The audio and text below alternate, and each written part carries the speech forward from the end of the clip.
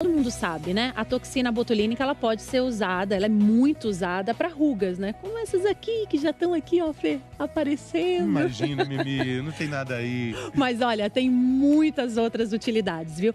Quem vai mostrar pra gente agora isso é a Sabina Simonato. Vamos ver.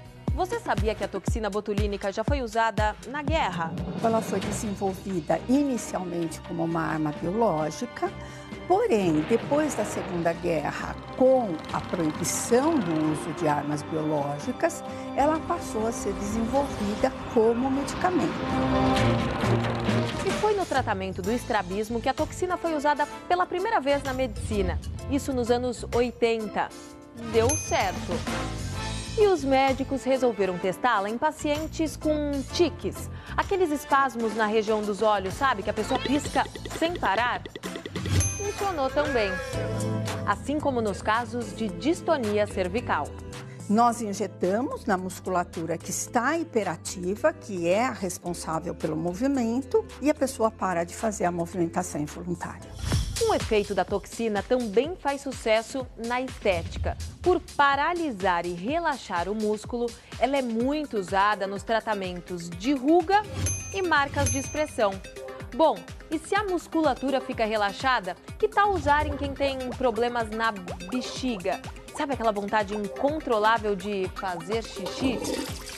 A bexiga relaxa, aquelas contrações involuntárias da bexiga diminuem e com isso a pessoa tem um melhor controle, não perde urina. E não para por aí. A toxina botulínica ajuda até na recuperação de pacientes que tiveram problemas mais sérios de saúde, como o AVC. Acidente vascular cerebral. Quando a pessoa tem um derrame, a mão não fica assim, fechadinha, é por causa do aumento do tônus da musculatura da mão. Nós injetamos, relaxa a mão e com isso é possível uma abertura da mão, melhor mesmo que passivamente. E olha ela aqui de novo. Tem gente estudando como a toxina botulínica age no estômago e pode ajudar a combater a obesidade. A gente aplica dentro do estômago para relaxar o estômago, diminuir as contrações do estômago que desencadeiam o reflexo da fome.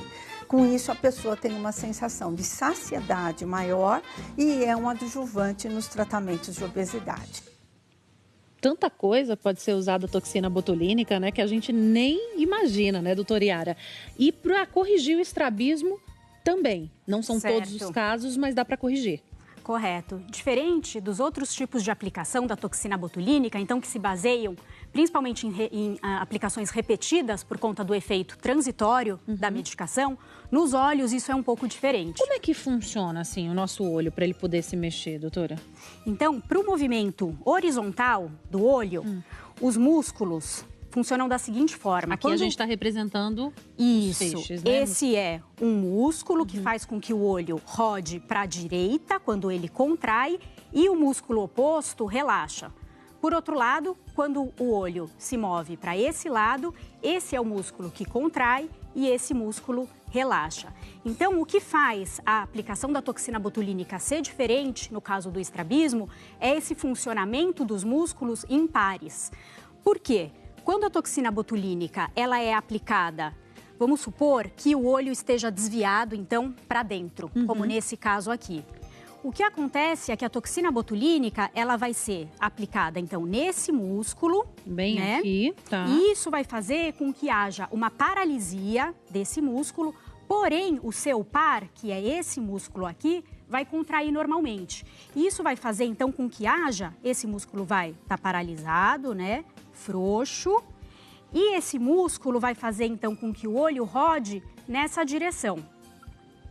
Os poucos meses que o olho fica nessa posição por conta do efeito da paralisia da toxina botulínica é suficiente para que haja uma alteração estrutural dos músculos. Então, nesse músculo aqui que a toxina foi aplicada, vai haver um alongamento e o músculo oposto vai haver um encurtamento.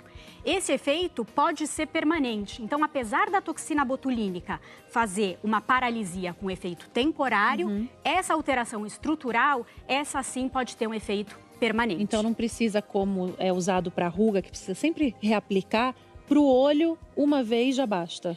O ideal é que essa aplicação seja feita uma ou poucas vezes.